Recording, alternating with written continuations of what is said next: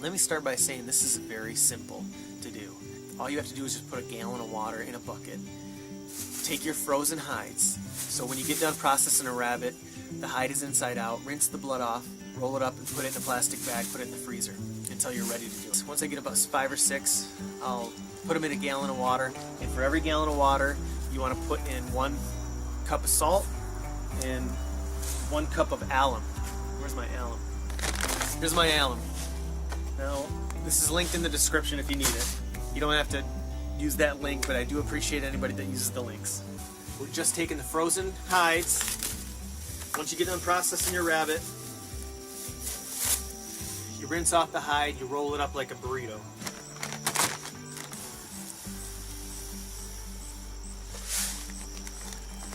So there's about 1.5 gallons, so I'm putting in 1.5 cups. This takes forever.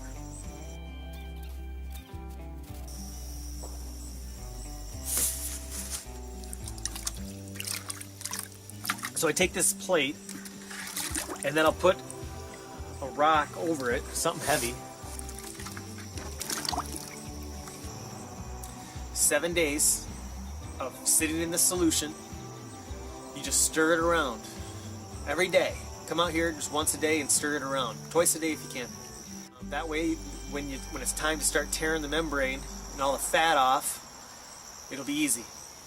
And everything will, the solution, the pickle has gotten all over everything. So once 7 days is up, we'll pull out the hides and take a look.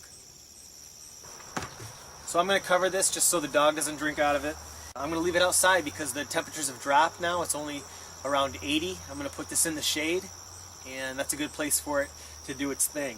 Now, if you have a lot of hides, and because I've had so many where you can't even fit them in this bucket. So if that's the case, use something like this.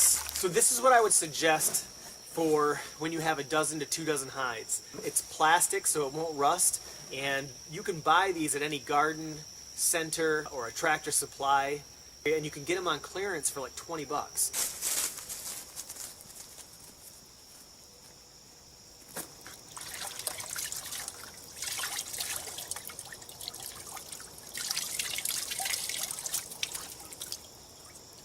Letting them drip while I feed the animals. I'm going to get done with the chores and then I'll take it downstairs.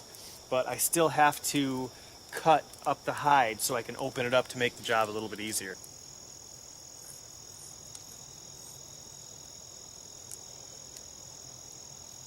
This is surprisingly easy to cut with scissors.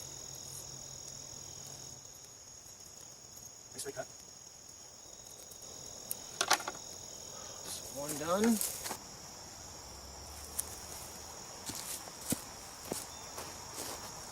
Okay, so I brought the hides downstairs and I have a table set up. I have a bucket for the waste and I got a movie going.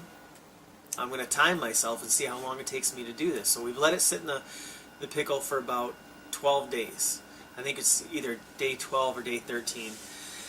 And we are going to remove about 95% of that membrane just with our hands. We're going to slowly take our time, then we're going to throw it back in the solution until maybe a day or two, until we can get another couple hours to wash them all and hang them out to dry. Here we go.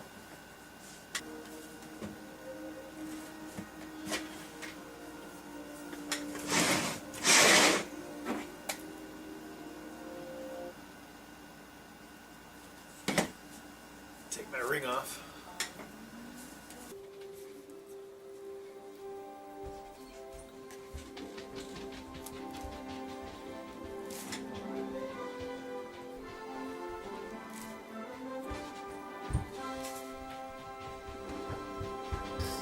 So this part of the video just is kind of boring. It's just me removing the membrane. I don't spend too much time doing it, but feel free to skip ahead. I average about 20 to 25 minutes per rabbit hide, so I wasn't going to show all of that, but you get the general idea. I show a few minutes of me removing different pieces of the membrane. Just go slow. What's going on? Look at you. Trying to flesh this hide. What is that? This is a rabbit. This is a rabbit hide, and this is the This is the membrane. This is the flesh, and it's going to look nice and clean like this when I'm done. Just take some time. I just have to go slow. Nice.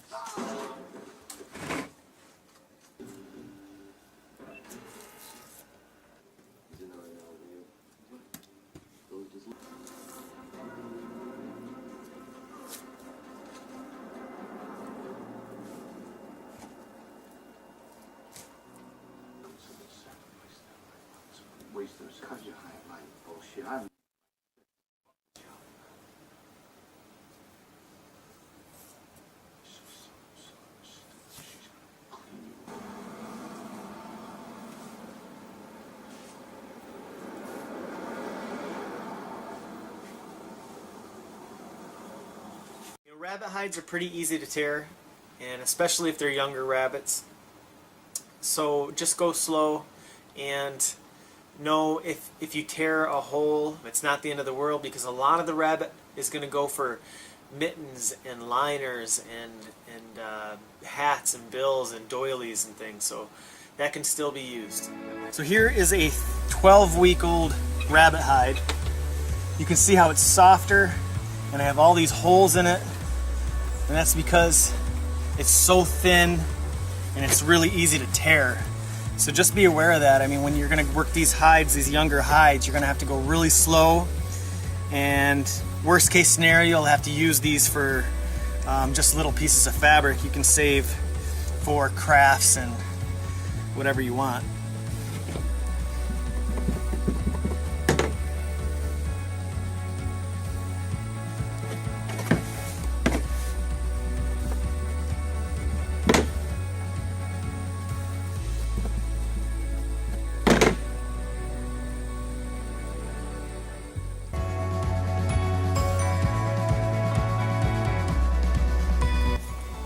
So we have our dunking tub, we have our soapy non-scent shampoo. You can use any kind of shampoo. If you have some really good fragrant shampoo, you can use it, but I know better to take my wife's fancy schmancy shampoo, so we're just using non-scent.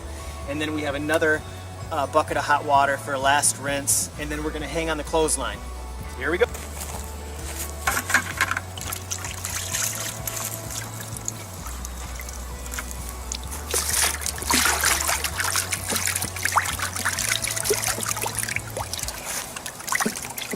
See all that salt. Look at all that salt.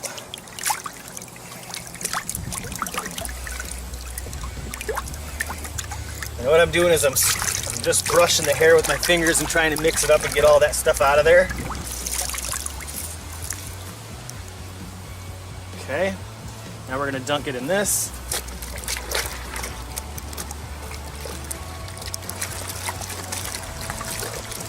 Scrubbing it. Now, we want it nice and soapy so we can get this clean.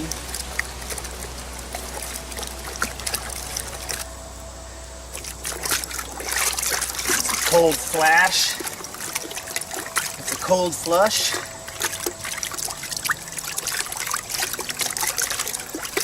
Now it should be nice and, I mean, all that salt and alum should be off of it now. I mean, not even a lot of fur. There's not very much fur in this bucket either.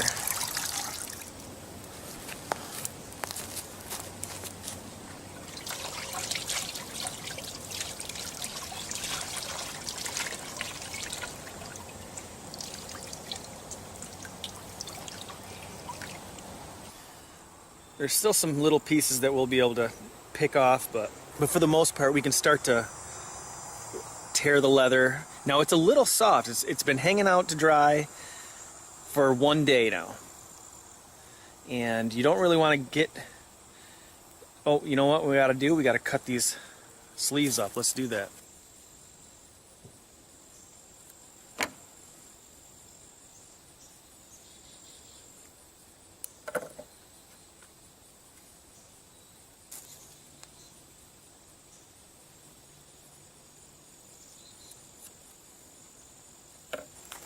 You can either keep it like this, just rough, or you can just cut it right off to keep it straight. You know, you can really shape it out to make it look nice and neat. That hair will really overlap it and make it look natural.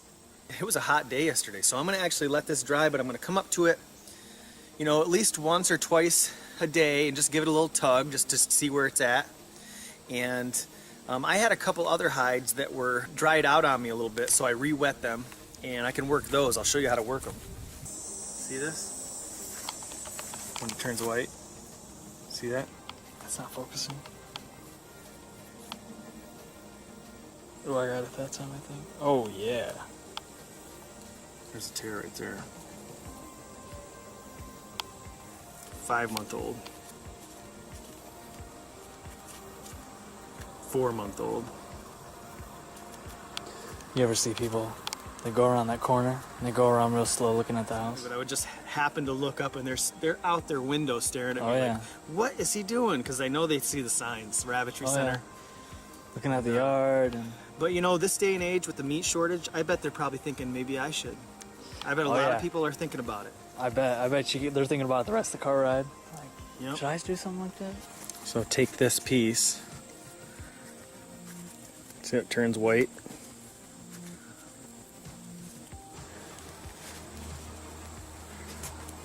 See how that gets all white? And when it gets white like that, it's getting really soft.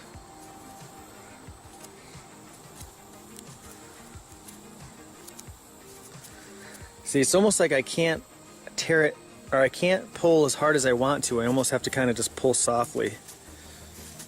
Oh, there you go. See, or it'll rip. If I pull too hard. That's okay. Little pieces towards the end you can cut out and you'll never see. But that's really soft now. This is all soft. So that's all. That's what you want to go around and try to do. Have this. This is what I put my motor on, and you can loosen the hide up and go slow around the edges.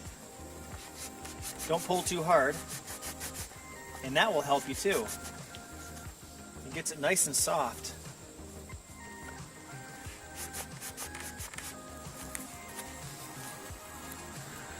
So, but here's another one that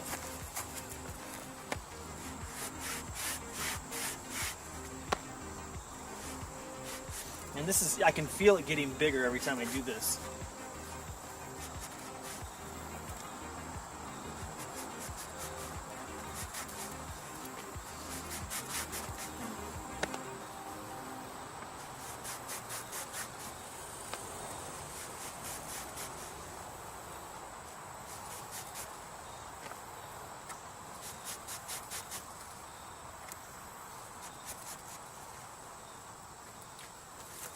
This all needs to be tore, but I gotta let it dry a little bit longer and then I can, but this will be another one. So this is our finished product. You know, we have a nice soft white leather, and you know, it's a really nice fur. Some folks will be better at this than others. They're going to fall in love with it. They're going to really enjoy it. You know, and other folks will just think it's just a little bit too much work and they may not enjoy it as much, and maybe they're going to, they can trade these furs. And we'll talk a little later about some things you may be able to do with your hides. It's surprisingly simple to produce some rabbit furs, and it's not really back-breaking work at all. The problem is the fryers are what the United States really find tasty. Over in Europe, they're cooking roasters, but we like the fryers, and the fryers don't have strong hides. If you're going to turn these rabbits into a dual purpose, say you want to do a fur and meat, you're probably going to be processing closer to 16 weeks or later. That way the skin, the hide is strong enough to have the membrane pull off and you can actually work the hide. It's pretty easy to do, and really all you have to do is take those furs, ball them up into a bag, put them in the freezer, and once you're ready to process these hides, it's really just putting them into a solution for a few weeks. I've sold several frozen hides for $2 a piece. You know, that's not really much, but when you're about to throw them away anyway, you know, some folks are just really excited and they want to, you know, get better at it, and they don't really care if it's a high quality hide or not. You know, I'm completely completely transparent with them and explain to them that these are fryer hides. But really, you know, they're able to get 15 hides for 30 bucks, and that's not really a big investment, and they're going to be able to have a lot of practice. Another really cool thing you can do is just find somebody like a trapper or somebody who works with hides and give them the hides for free, and they'll give you some back, a small portion for free. I have 2 trappers that live behind me, and I've gifted them some rabbit hides for free that I just had, and one of them actually came back and gave me a couple that he finished. They were beautiful. You know, so many different crafts can be made, you know, mittens and liners, and you know, even my son put some rabbit fur on his bow for a silencer so the arrow doesn't knock and make noise when he's drawn his arrow back. So lots of different uses for rabbit fur. I'll put a list up of all the different things just for some ideas that you can do with your furs or pieces of fur. And if you're working those rabbit hides and they accidentally tear, you're still able to cut those with some scissors, and it doesn't take much to make these crafts. You can use little pieces.